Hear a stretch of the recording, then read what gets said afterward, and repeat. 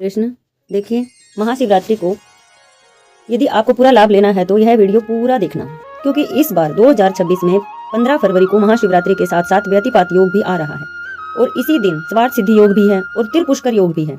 तो जो भी मनुष्य सच में अपना कल्याण करना चाहते हैं, भगवान के द्वारा भगवान की कृपा से आपको यह दुर्लभ शिवरात्रि का योग व्यतिपात के साथ मिल रहा है। इसका आप लोग जरूर लाभ उठाएं। सबसे पहले बात मैं आपको बता दूं कि आप भले ही वैष्णव संप्रदाय से जुड़े हों या फिर कृष्ण भक्त हों या अथवा अन्य किसी देवी देवता के उपासक हों, आप सभी के लिए यह शिवरात्रि का व्रत अत्यंत अनिवार्य है। हमारे ग्रंथों में बताया गया है कि हमारे जो महापुरुषों ने बताया है, तिथि तत्व में वर्णन मिलता है कि एकादशी सहस्रे तत् फलम लभते देवी शिवरात्रिम पोषणम, अर्थात इसका अर्थ है कि यदि कोई मनुष्य 1000 एकादशियों का व्रत करता है, उसका जो पुण्य फल प्राप्त होता है वह फल उसे एकमात्र शिवरात्रि का व्रत उपवास करने से प्राप्त हो जाता है। जी हाँ, एक शिवरात्रि का उपवास करने से 1000 एकादशियों का पुण्य प्राप्त होता है। बाकी स्कंद पुराण में भी यह वर्णन आता है, वर्ष सतेन यत पुण्यम एकादश्या कृतम भवेत तत फलम लभते सद शिवरात्रि निषेवनात्। इसका अर्थ है कि 100 वर्ष तक एकादशी का व्रत करने से, कृष्ण पक्ष की भी और एकादशी और शुक्ल पक्ष की भी एकादशियों का व्रत करने से 100 वर्षों तक जो पुण्य फल अर्जित होता है वह शिवरात्रि का केवल एक दिन का व्रत उपवास करने से आपको शद यानी के तत्काल प्राप्त होता है। वर्ष में 24 एकादशियां होती हैं। यदि आप इसे 100 वर्षों तक करते हैं तो 2400 एकादशी हो गई। 2400 एकादशियों के व्रत का जो पुण्य आपको मिलता है वह केवल एक दिन के शिवरात्रि के उपवास में और जागरण करने से प्राप्त हो जाता है।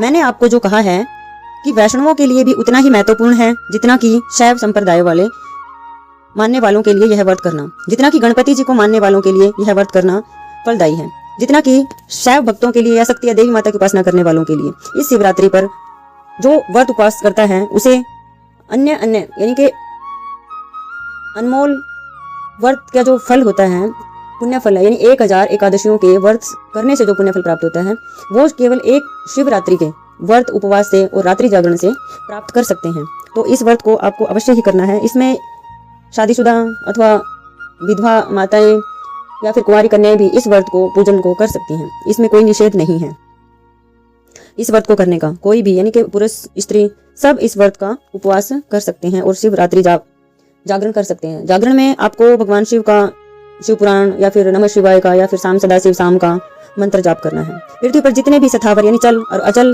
जंगम यानी के चल शिवलिंग हैं, उन सब में शिवरात्रि की रात्रि भगवान हर यानी के शिव जी विद्यमान रहते हैं। विशेष रूप से प्रत्येक शिवलिंग के अंदर प्रवेश कर जाते हैं। चल और अचल यानी के जो आपके घर में शिवलिंग हैं, छोटे या बड़े आकार के जैसे भी हों, जितने भी प्रकार के हों, उसमें भगवान शिव का प्रादुर्भाव हो जाता है शिवरात्रि वाले दिन। और अचल शिवलिंग यानी कि जो मंदिरों में जो भगवान शिव जी हैं स्थापना की गई है उसमें प्राण प्रतिष्ठा करवाई जाती है। शिवरात्रि में ऐसा भेद नहीं मानना चाहिए कि हम मंदिर में ही जाएंगे तो ही हमको पूरा लाभ प्राप्त होगा। शास्त्र के अनुसार आप जहाँ कहीं भी हैं, शिव पूजन का वहीं पर आपको लाभ प्राप्त होगा और लाभ ले सकते हैं। यदि आपके पास शिवलिंग है तो भी ठीक है, और हर शिवलिंग है भगवान में आस्था सबसे अनिवार्य है। इस दिन प्रत्येक शिवलिंग में, छोटा बड़ा, घर में हो, बाहर हो, मंदिर में हो, अथवा अपने कंकर शंकर में भी अगर शिवलिंग मान करके आप उसकी उपासना करते हो तो उस शिवलिंग के अंदर भी भगवान शिव का प्रादुर्भाव हो जाता है, यानी भगवान शिव प्रत्येक शिवलिंग में प्रकट हो जाते हैं। और इसी कारण से यह हरि वल्लभा है, यानी कि भगवान विष्णु को अत्यंत प्रिय है, शिवरात्रि मानी जाती है। ये शास्त्र के वचन पूछा था कि भगवान कृष्ण को जो मानते हैं क्या वो शिवरात्रि नहीं करते हैं? ऐसी बात नहीं है, भेद हमारी बुद्धि का उपज है। ठीक है, आप किसी भी संप्रदाय के उपासक हों, शिवरात्रि आपको उन्नति की ओर ही ले जाने वाला पर्व है। आगे हरि भक्ति विलास में ही वर्णन आता है। हरि भक्ति विलास वैष्णव का ही ग्रंथ माना जाता है। विशेषतः हरि भक्त विलास में गौतमीय तंत्र का संदर्भ दिया जाता है कि शिवरात्रि व्रतम कृष्ण चतुर्दश्याम तो फागुने वैष्णव रपिक तत्कार्यम श्री कृष्ण प्रीतिय सदा। इसका अर्थ है कि फागुन मास की कृष्ण पक्ष की चतुर्दशी को शिवरात्रि का व्रत होता है। भगवान श्री कृष्ण की प्रसन्नता के लिए वैष्णवों को भी यह व्रत करना सदा ही करना चाहिए। यह व्रत सभी को करना है। यदि शंका हो कि मैं स्त्री हूँ या पुरुष हूँ, अथवा मेरा विवाह हुआ है या नहीं हुआ है, चाहे लड़का हो या लड़की हो, सधवा हो या फिर विधवा हो, बालक हो, वृद्ध हो, नर हो, नारी हो, सभी के लिए इस व्रत का उपवास करना अनिवार्य है। इसमें लिंग का कोई भेद नहीं है। इसमें वर्णन आता है, सर्व तीर्थेषु यत पुण्यम सर्वदा दानेषु यत फलम। इसका अर्थ है कि सर्व तीर्थेषु यत पुण्यम यानी कि समस्त तीर्थों में आप स्नान कर लेना। पूरे जीवन भर में लोग धन इकट्ठा करके सभी तीर्थों में घूम करके स्नान करते हैं ताकि हमारी मुक्ति हो सके, मोक्ष को प्राप्त किया जा सके। लेकिन यहाँ पे लिंग पुराण में बताया गया है कि सभी तीर्थों का जो पुण्य फल है वो एक महाशिवरात्रि का व्रत करने से आपको प्राप्त हो जाता है। सर्वदानेषु यत फलम, और सभी दानों का यानी कि कुछ न कुछ बड़ी तिथियों में जो आप दान करते हैं उससे जो पुण्य फल प्राप्त होता है, तत्फलम कोटि गुणितम शिवरात्रि व्रते करते। उसका कोटि गुना फल शिवरात्रि का व्रत, एक शिवरात्रि का व्रत करने से यानी करोड़ गुना फल आपको मिलता है। जब आप शिवरात्रि का व्रत उपवास कर लेते हैं उससे भी करोड़ गुना आपको मिलता है। शिवरात्रि की इतनी अपरंपार महिमा है कि बाकी आगे ग्रंथ में कहते हैं कि अज्ञानेन अपि यद पुण्यम कृतम तेन दुरात्मना तस्वीरेन राजेंद्र गतोसो शिव मंदिरम।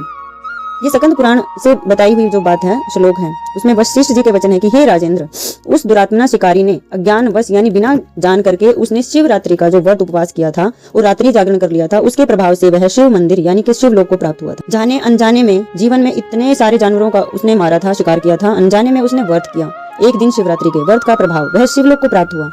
तो यदि आप जानबूझकर इस व्रत का उपवास करेंगे तो आपको कितना गुना पुण्य की प्राप्ति होगी।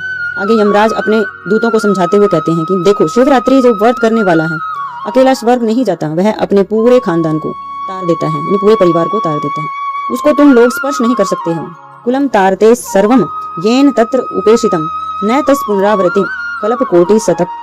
उसकी फिर पुनरावृत्ति नहीं होती, अर्थात उसको बार बार संसार में जन्म लेना मरना नहीं होता है। वो शिवरात्रि के व्रत का पारायण करता है, यानी जो शिवरात्रि का व्रत विधि पूर्वक करता है। और ईशान संहिता में बताया गया है कि अश्वमेध सहस्राणाम वाजपेय शतानि च गवाम कोटि प्रदानम च शिवरात्रिम समम नहीं, यानी कि कोटि शिवरात्रियों के की कोई बराबरी नहीं कर सकता है। हजार जो वाजपेय यज्ञ हैं, अश्वमेध यज्ञ हैं, करोड़ों गायों का जो दान है, वो भी शिवरात्रि के व्रत की समानता नहीं कर सकता है। कृष्ण भगवान ने अश्वमेध यज्ञ करवाया था, किया भी था, युधिष्ठिर राजा युधिष्ठिर ने भी किया था, श्री राम जी ने भी अश्वमेध यज्ञ किया था, कई अन्य राजाओं ने भी अश्वमेध यज्ञ किए थे। एक यज्ञ करने से इतनी मुसीबतें झेलनी पड़ती हैं, लेकिन उनका पुण्य भी अनूठा है। लेकिन यहाँ पर अश्वमेध यज्ञ, सैकड़ों यज्ञ, वाजपेय यज्ञ, करोड़ों गायों के दान के पुण्य का जो फल है वो कम पड़ जाता है। शिवरात्रि का जो व्रत है वो उसकी महिमा शास्त्रों में बहुत बड़ी महिमा बताई गई है, यानी कि कोई भी अश्वमेध यज्ञ उस व्रत की बराबरी नहीं कर सकता। शिवरात्रि वाले दिन आपको जागरण भी करना है। वैसे तो साल में 2 शिवरात्रि आती हैं, मासिक शिवरात्रि भी होती है, यदि उसका भी उपवास किया जाए तो उसका भी आपको अन्यतर पुण्य की प्राप्ति होती है। फिर शिव जी के ऊपर 1 लोटा जल, दूध आदि आपको अर्पित करना है। लेकिन जो ना मुख्य पूजन होता है वह रात्रि के समय से शुरू होता है, यानी जब सूर्य उदय होता है उस समय से प्रहर शुरू होते हैं। रात्रि को 4 प्रहर में विभाग किया गया है। फिर एक एक प्रहर का पूजन अलग अलग होता है। पहले प्रहर का पूजन दूध से, दूसरे प्रहर का पूजन दही से, फिर घी से और शहद से। ये 4 प्रकार का पूजन होता है शिवरात्रि में। दूध, घी, दही, शहद, 4 चीज हो गई है। जब आप शिव जी भगवान का पूजन करें शिवलिंग का, उसमें आपको भगवान शिव के पंचाक्षरी मंत्र का जाप करना है, या फिर श्री शिवाय नमस्तुभ्यम, श्री शिवाय नमस्तुभ्यम, या शाम सदाशिव मंत्र का उच्चारण करते रहना है आपको भगवान शिव को जलाभिषेक करते समय। इसमें आपको पुष्प है, बेलपत्र है, अर्पित करना है। जो व्यक्ति रात्रि जागरण करता है शिवरात्रि के दिन, भगवान शिव का पूजन करते हैं और उनका नाम उच्चारण करते हैं, वे समस्त पापों से विशेष रूप से मुक्त होकर के शिव सायुज्य यानी कि शिव जी के यानी मुक्ति को प्राप्त हो जाते हैं। इतनी महिमा है, इतनी भारी भरकम महिमा है शिवरात्रि के व्रत की। लोग पूछते हैं कि हम कब तक जागें? आपको पूरी रात जागनी है, जागरण करना। आपको व्रत का पारण भी अगले दिन ही करना है, सूर्य उदय के बाद करना होता है। अब यह तो आप लोग जानते ही होंगे कि कई लोग क्या कहते हैं कि यहाँ पर ना तो शिव जी का शादी हुआ था, हम इस दिन शादी करेंगे, खूब एंजॉय करेंगे। कई जगह पर ऐसा होता है, शादी हुई थी इस दिन, आप व्रत उपवास के लिए क्यों कहते हैं? मैं कुछ नहीं कहता, ठीक है, ये तो शास्त्र में बताया गया है कि इस दिन भगवान शिव की माता पार्वती के साथ में विवाह की वर्षगांठ के रूप में मनाया जाता है, हमारे शास्त्रों में, ग्रंथों में कहा गया है। परंतु हम उनकी मंगल कामना के लिए शिवरात्रि के दिन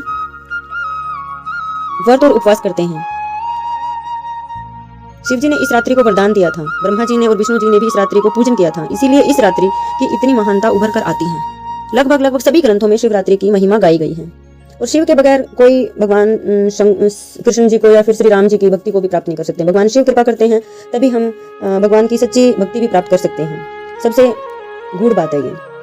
हाँ, जागरण करने से और भगवान का नाम स्मरण करने से आपको व्रत का फल 4 गुना बढ़कर ही प्राप्त होगा। तो इसलिए आप रात्रि जागरण अगर कर सकते हैं तो आप अवश्य करिएगा। शिवरात्रि के दिन अन्न नहीं खाना है, आपको अन्न खाने से पाप लगता है, तो अन्न खाने से आप बचिएगा, फल और दूध पर रहिएगा, नहीं तो पूरा व्रत निर्जल व्रत करिएगा।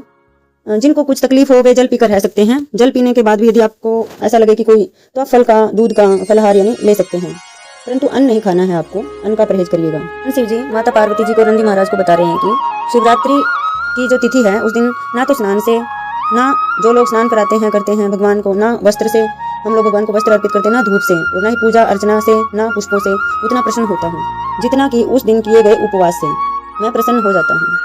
तो आपको क्या करना है, शिवरात्रि के दिन उपवास करना, इसीलिए इस उपवास की या व्रत की महिमा बताई गई है। दूसरा लग रहा है व्यतिपाती योग। शिवरात्रि के दिन ही और ना सुबह ब्रह्म मुहूर्त से ही शुरू हो जाएगा, सुबह 3:18 से यह रहेगा और अगले दिन की मध्य रात्रि 2:47 तक। तो आप ठीक समय पर देख लीजिएगा। व्यतिपात योग है ना, जैसे भद्रा को अशुभ माना जाता है, शुभ कार्य नहीं किया जाता है भद्रा में, ऐसे ही भद्रा से भी अधिक अशुभ व्यतिपात योग को माना जाता है। ज्योतिष शास्त्र में कहा गया है कि इस योग में शुरू किया गया कोई भी कार्य उस कार्य का नाश हो जाता है। तो महाराज, लेकिन इसके अंदर आप यदि पूजा पाठ अर्चन करते हैं, तो मंत्र जाप करते हैं, दान करते हैं, अपने पितरों के निमित्त, तृप्ति के निमित्त उन्हें जल अर्पित करते हैं, तो प्रभु इसकी खूब महिमा बताई गई है। और शास्त्र कहते हैं कि व्यतिपातेषु यततम जप्तम होतम अनंतकम सूर्य वणि यदतो कोटि गुणम भवेत। इसका अर्थ है कि व्यतिपात योग, यह महापात के समय जो कुछ भी दान किया जाता है, जप किया जाता है, पुण्य किया जाता है, हवन किया जाता है, पितरों के निमित्त कार्य किया जाता है, उसका फल अनंत होता है, जिसका कोई मापतोल नहीं है। इतना पुण्य मिलता है। इस दिन पितरों के निमित्त भी दान पुण्य कर सकते हैं। आपको व्रत उपवास करना है, आपको सुबह सुबह संकल्प करना है, स्नान आदि करना है और व्रत उपवास में दूध और फल ग्रहण करें, बाकी और अन्न का त्याग करें। भगवान का पूजन करें, शिव जी भगवान का, बेलपत्री से, धतूरे से, दूध से, दही से, शहद से, चरणामृत, गंगा जल से सब मिला करके आप उनका अभिषेक कीजिएगा। जितना आप लुटा सकते हैं, जितना आप पूजन में या फिर दान में जितना भी आप करेंगे, उसका अनंत गुना फल उसका भगवान शिव भोलेनाथ आपको अवश्य देंगे। श्री शिवाय नमस्तुभ्यं, श्री शिवाय नमः।